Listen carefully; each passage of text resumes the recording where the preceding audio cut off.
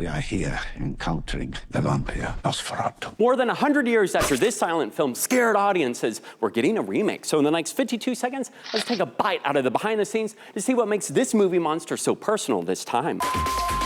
It's also a story that I've been kind of obsessed with since I was 9. That's how old Robert Eggers was when he first saw this 1922 film, and all because of this influence. I directed Nosferatu as a play when I was a teenager. That made me sure that this is what I wanted to do with my career. And ever since starting his filmmaking journey, Robert's tried making this flick, but it didn't get the green light until now, which is very different from all the other tellings of this tale and makes it feel, really kind of singular in its vision. Lily Rose Depp's character is this story's main focus, something she told Deadline we've never gotten to see in such a central way, but we have seen.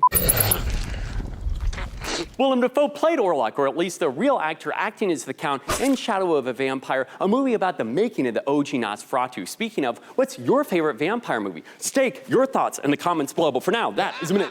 Now hang tight before you run into the light, because it's time for a bonus. So there's lots of talk about how Bill Skarsgard transformed into the Count, but did you know the original plan was very different? 8 or 9 years ago, he was originally cast as Nicholas Holt's part. When the remake became official, Bill wanted back in, but heard Nicholas had been cast in the role he had prior. So he wrote to Robert pleading. I wrote this very shamefully earnest letter to Rob, just going like, listen, man. All right, so his transformation, what did it take to turn into the Count? 6 hours of makeup to the full process of becoming this character. And also Bill had to channel a lot of real darkness. And Bill worked with an opera singer to lower his voice an octave. And of course, spending lots of hours under heavy prosthetics caused lots of awkward issues. One specifically where so much sweat would build up. It just created this giant bubble on my stomach. Like it just started growing like a tumor. And then between takes, they had to pierce it. And it didn't stop there. Adding in more practical effects than all of the vampiric actions, well, it added more layers for Bill. On top of that, fake blood and sweat and saliva. It was a gory mess. And all of it culminated in something that actually scared this thespian. I've never been more scared in playing a character. What did you think about how Count Orlok looks for this reimagining, and which vampire do you think is the scariest in all cinematic history?